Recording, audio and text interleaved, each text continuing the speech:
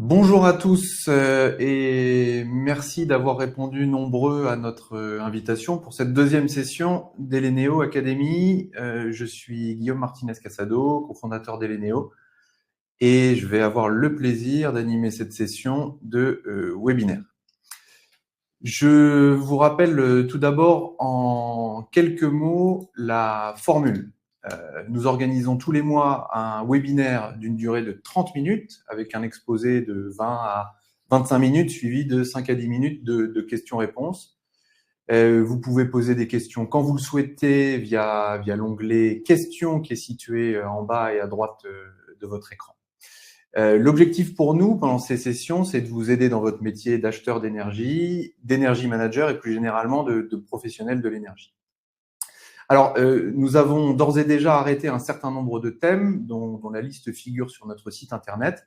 Mais si vous avez des thèmes à nous suggérer, vous êtes bien entendu les bienvenus. Il suffit pour cela de nous envoyer votre suggestion à l'adresse contact@eleneo.fr.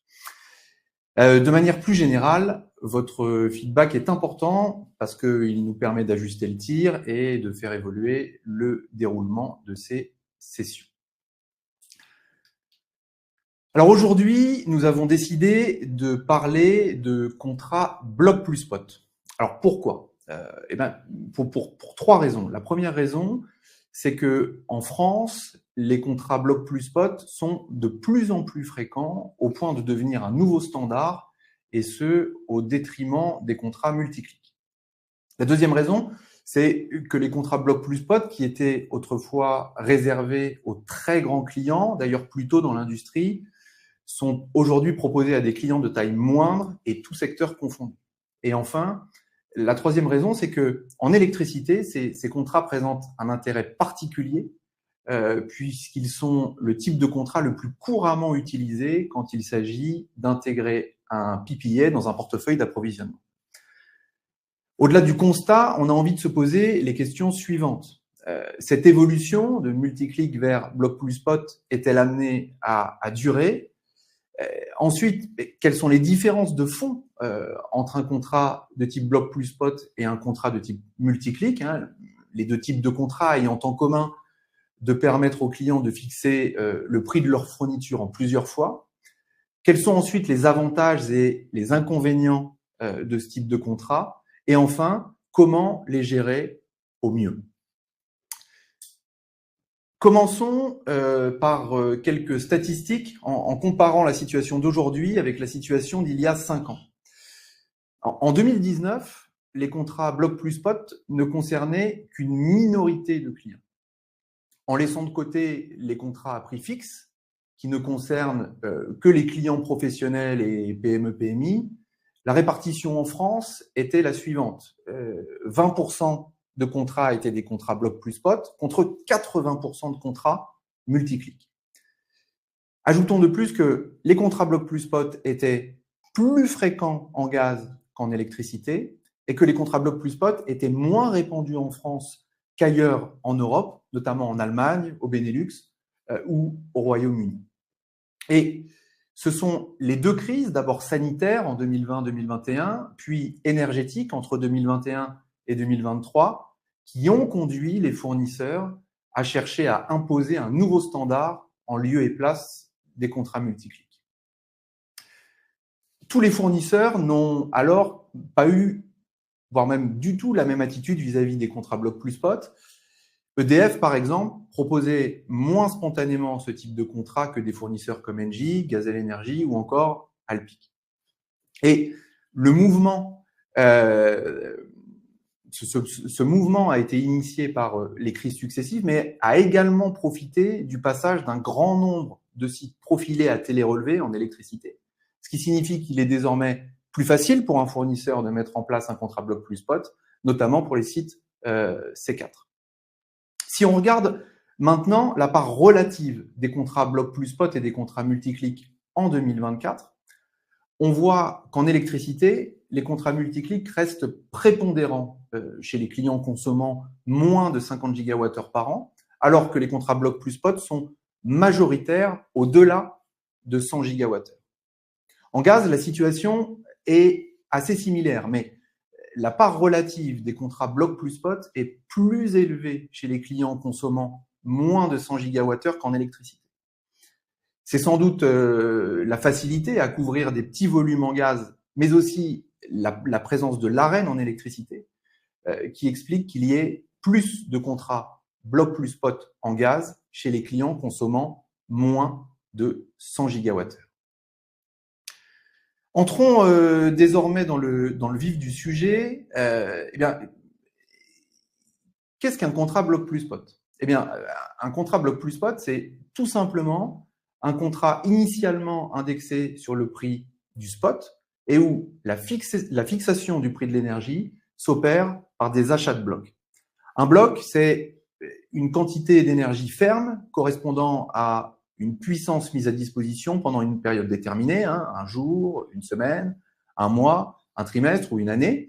La puissance peut être mise à disposition 24 heures sur 24, 7 jours sur 7, auquel cas on parle d'un bloc baseload, ou n'être mise à disposition que pendant certaines heures de la journée, par exemple entre 8h et 20h les jours de semaine, auquel cas on parle de bloc peak load.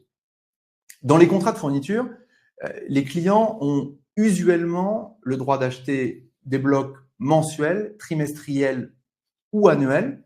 Les blocs de maturité plus courte se font beaucoup moins. Et ce sont des blocs baseload ou peak load, mais avec une nette dominance du baseload. La taille atomique des blocs est généralement de 0,5 à 1 MW, mais certains fournisseurs proposent des blocs plus petits allant jusqu'à 0,1 MW. Cette baisse de la taille minimale des blocs permet de multiplier les opérations de fixation, mais permet également de rendre ce type de contrat accessible à des clients plus petits.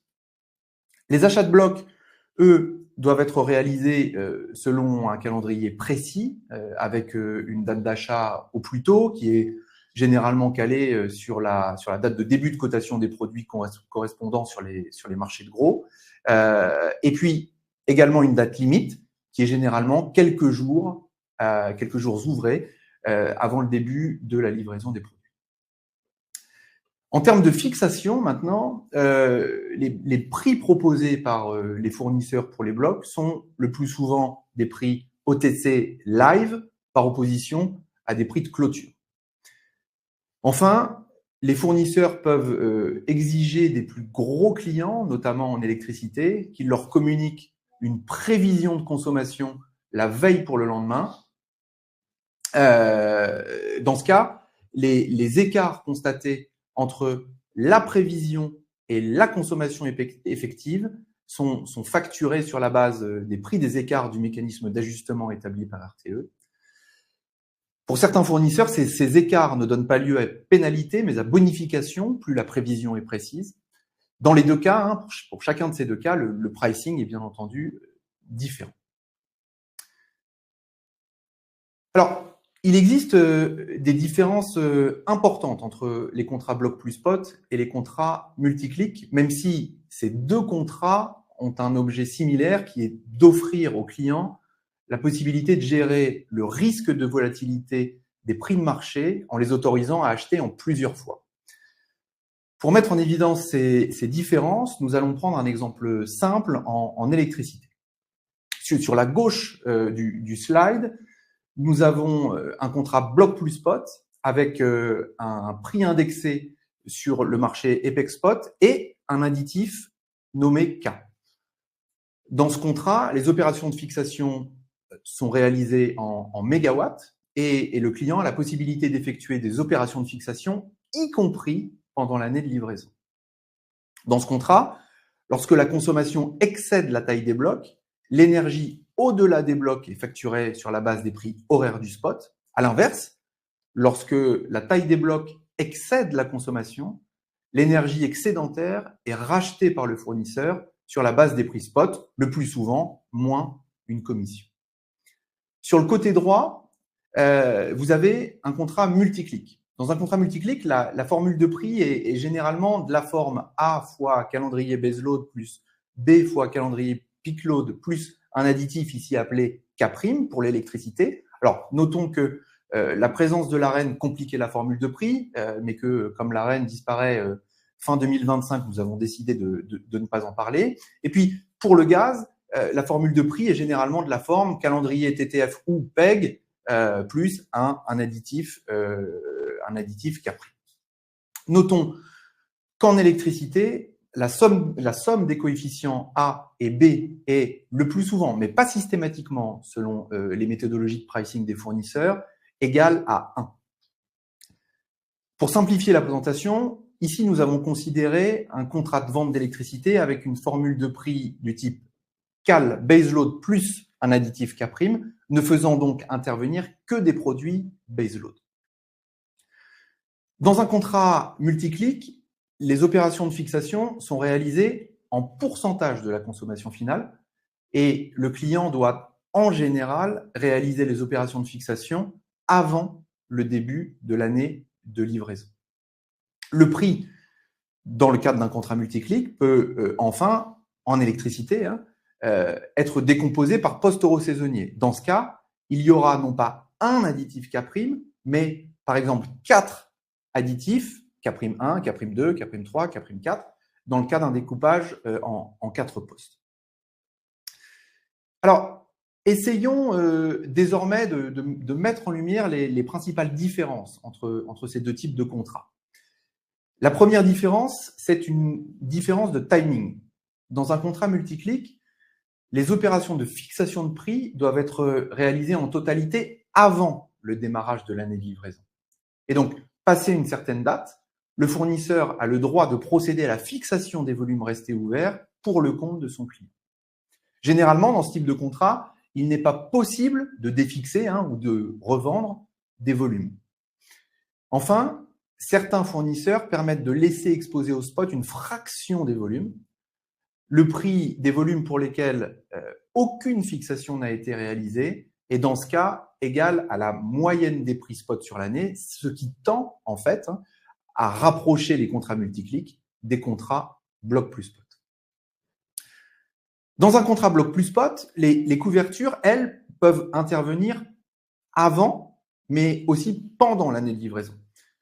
Ce type de contrat permet donc de rester plus proche du marché court terme que les contrats multiclics. Les quantités couvertes, les achats de blocs, sont à la discrétion du client qui peut par exemple choisir de rester exposé spot à 100%. Le fournisseur va généralement plafonner la puissance totale des blocs qu'un client peut acheter, l'idée étant de ne pas autoriser les clients à couvrir au-delà de leurs besoins. Les clients ont généralement là aussi la possibilité de revendre des blocs, mais la revente de ces blocs à découvert n'est jamais autorisée.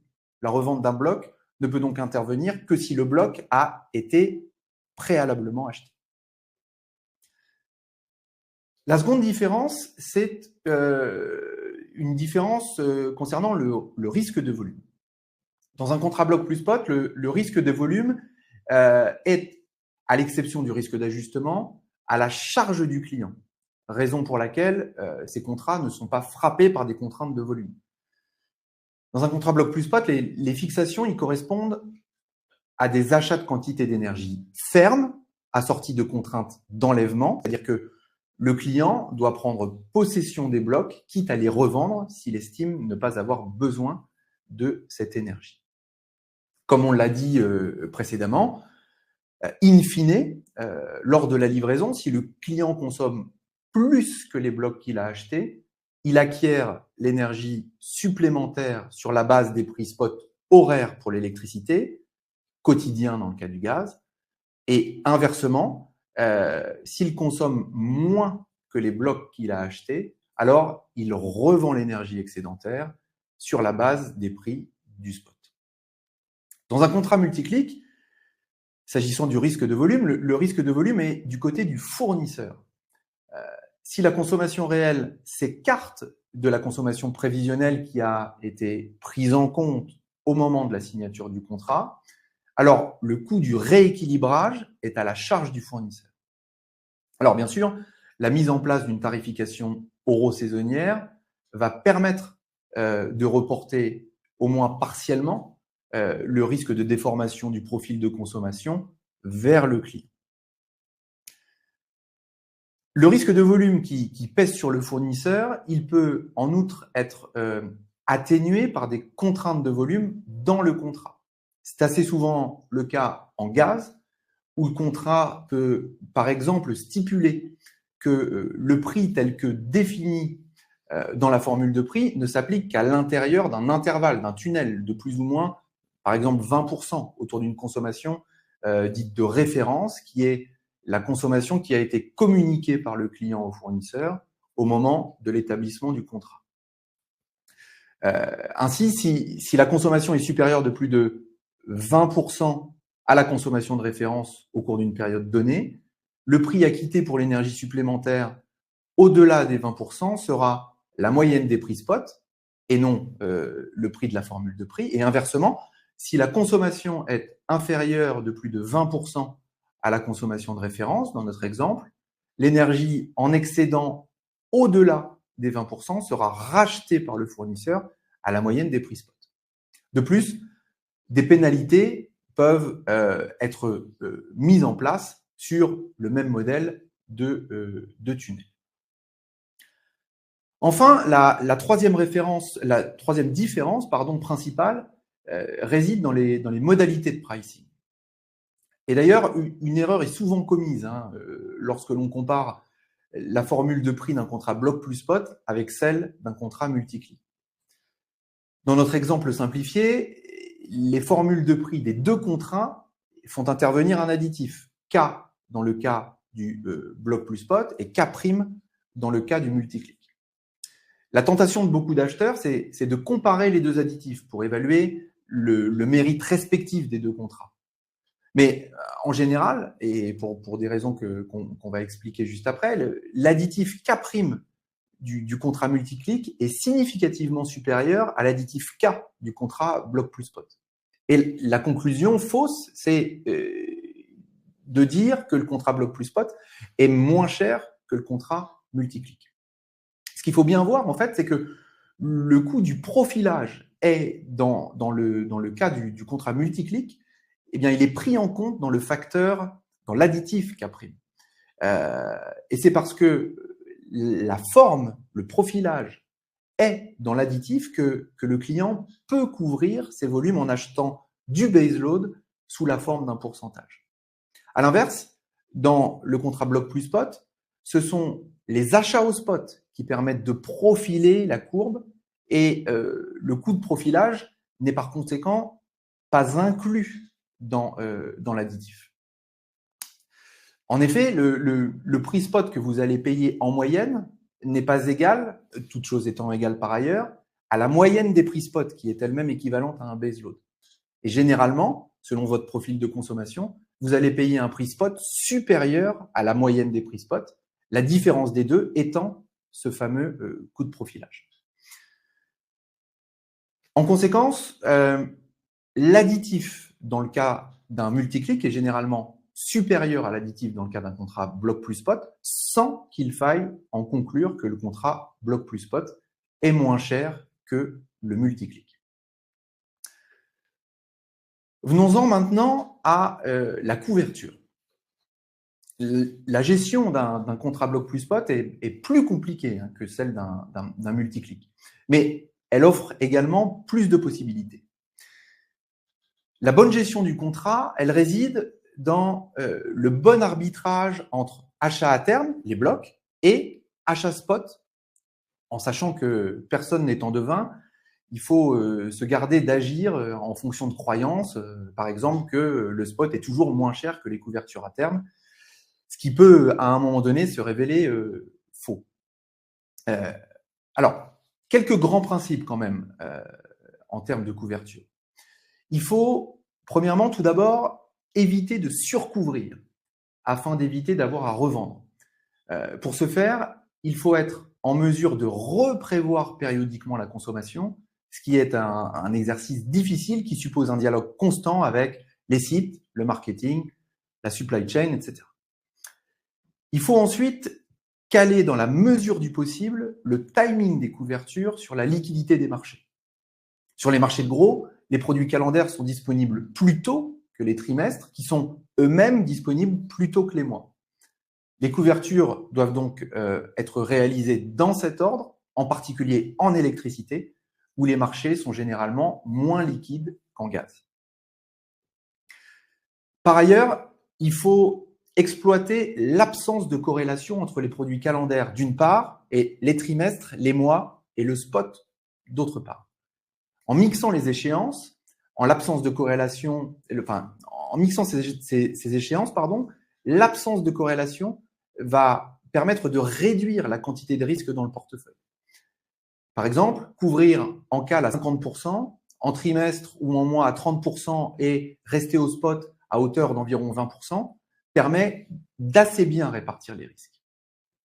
Enfin, quand cela est possible, il faut essayer de caler sa stratégie de couverture et son mix de maturité sur le rythme de son carnet de commandes et sur les indices de révision liés à l'énergie utilisés dans ses contrats de vente pour avoir une cohérence entre les achats d'une part et les ventes d'autre part.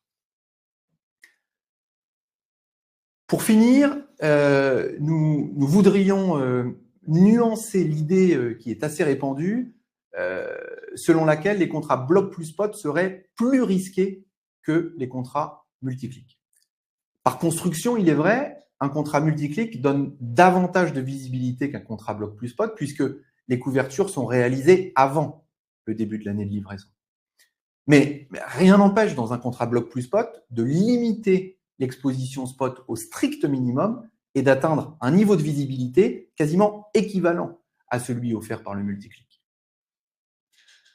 En ce qui concerne le risque de prix, il convient tout d'abord de noter que la volatilité des produits longs est comparable à la volatilité des produits plus courts, y compris d'ailleurs à la moyenne des prix du spot, ce qui met les contrats bloc plus spot et multiclic sur un pied d'égalité en termes d'exposition à la volatilité des prix.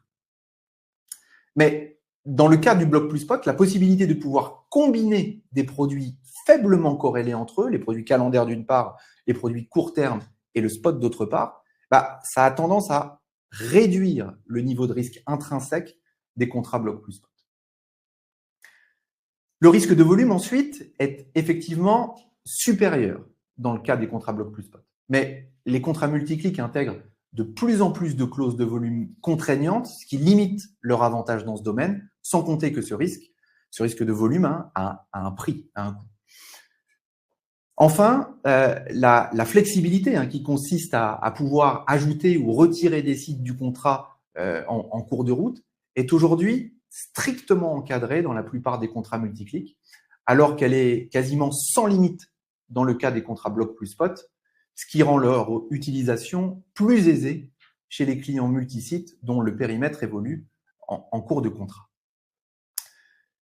Voilà, nous arrivons au terme de cet exposé. Alors bien entendu, le temps imparti n'est pas suffisant pour entrer dans les détails, mais j'espère qu'il aura pu clarifier certains points ou vous donner quelques pistes de réflexion. Il nous reste à peu près 5 minutes. Je vous propose de passer aux questions maintenant. Alors, il y a pas mal de questions. Alors, une première question qui nous est posée, je la lis. Les prix spot sont généralement moins chers que les prix à terme. Donc, pourquoi couvrir dans ces conditions? Alors, c'est une bonne question. Alors, si on regarde les choses quand même en série longue, les prix du spot et les prix à terme sont à peu près équivalents. D'autre part, le fait que les prix spot sont moins chers que les prix à terme, c'est pas vrai tout le temps. Si on a, par exemple, des épisodes climatiques assez extrêmes, ça peut avoir des conséquences importantes sur le spot.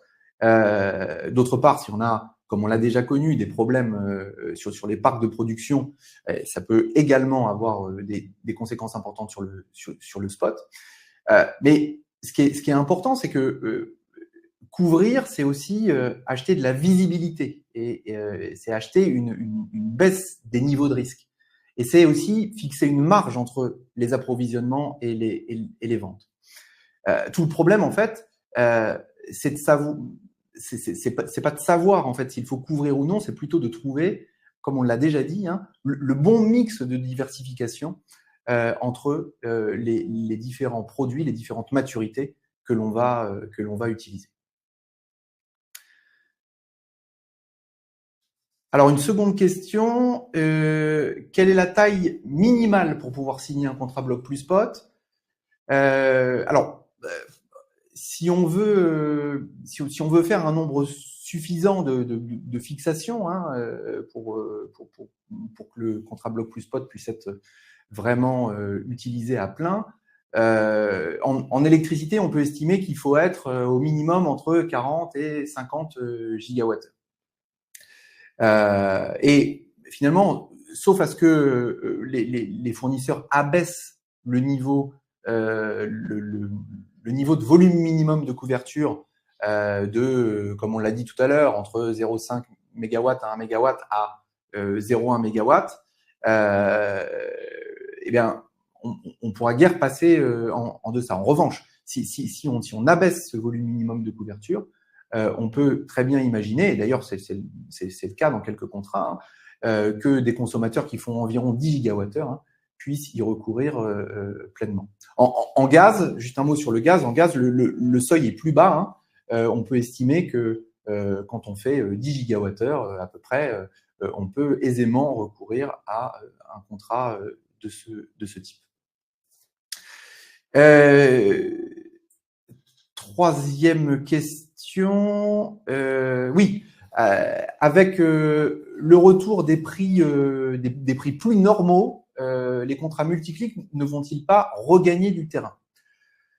Alors, oui, c'est sans doute un mouvement assez prévisible, mais ce qui est sûr, c'est que après les périodes qu'on a connues, hein, les contrats multiclics vont sans doute ressortir assez transformés hein, de la période, sans doute avec beaucoup plus de contraintes de volume d'une part, et puis peut-être avec la possibilité, hein, comme je l'ai dit dans la présentation, de laisser une part au spot moyen annuel, ce qui tend hein, à faire converger, hein, avec des modalités différentes, mais à faire converger ces deux modèles. Voilà, je crois qu'on arrive à peu près au terme. On n'a plus trop le temps de prendre d'autres questions. Alors, on pourra, hein, si vous le souhaitez, aborder directement les questions auxquelles on n'aurait pas répondu directement avec vous hein, au cours d'un échange. Il me reste donc à vous remercier d'être venus nombreux assister à cette session. Un dernier mot.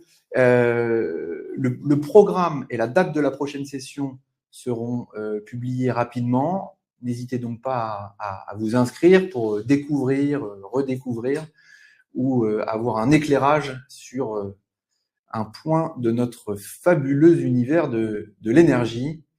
Je vous remercie encore pour votre participation et je vous dis à très bientôt. Au revoir.